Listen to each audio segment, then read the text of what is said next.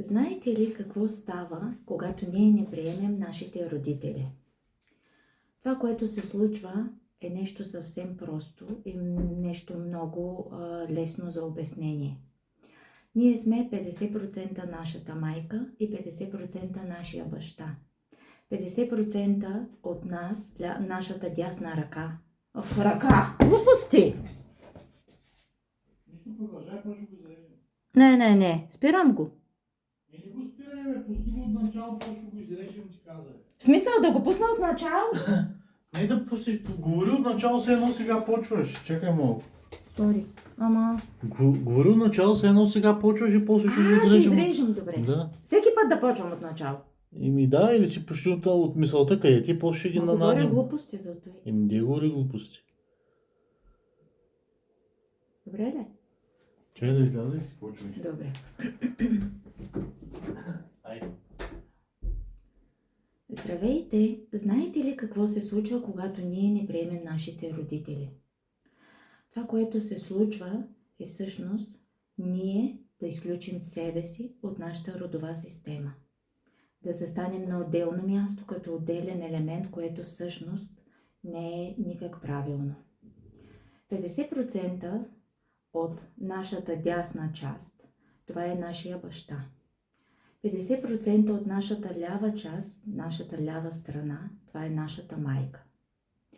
Когато ние съдим, когато не приемаме изборите на нашите родители, когато искаме да ги получаваме и когато си мислим, че не знаем повече от тях за самите тях, тогава всъщност идва тази, смея да твърдя, идва този проблем. Пак почвам от начало. Здравейте! Знаете ли какво се случва, когато ние не приемаме нашите родители? Когато ние не приемем нашите родители, всъщност ние не приемаме самите себе си. Защото 50% от нас, нашата дясна част, това е нашия баща, и 50% от нас, нашата лява част, това е нашата майка. И когато ние съдим нашите родители, когато не приемаме техните избори, а смятаме, че те грешат, когато смятаме, че знаем повече от тях, тогава всъщност ние нарушаваме баланса в нашата система. Тогава всъщност ние изключваме себе си от нашия род, от нашата семейна система и от нашите родители. Нашите родители, като едни добри души от светлина и любов, са решили да предприемат това пътешествие и са се съгласили да станат наши родители тук на земята.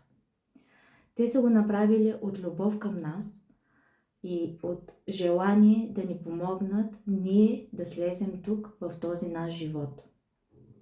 И представете си сега, тези души от любов и светлина се съгласяват на това, но ние ги отричаме, ние не искаме да приемем техните избори, техните грешки, може би, и всичко, което правят те в техния живот, и ние се отдалечаваме от тях.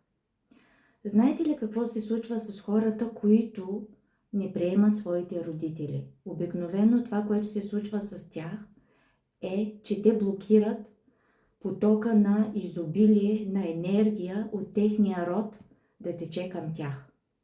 Тогава се случват блокажи в здравето им.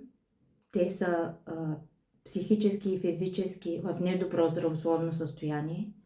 Тогава нямат достатъчно пари, нямат изобилие от финанси, това, което искат да имат, а също така имат и проблеми в любовта. Може да се случи да имат дори конфликтни отношения с децата си, конфликтни отношения с партньора, и това може да е всъщност резултат от неприемането на родителите. Ако вие имате подобен казус и имате подобни тревожности, подобни проблеми, които искате да решите, може да работим заедно и да видим какво можем да направим с помощта на родовата терапия. Аз съм Жени Александрова, родов терапевт, и те очаквам да решим някой от тези подобни казуси. Готово!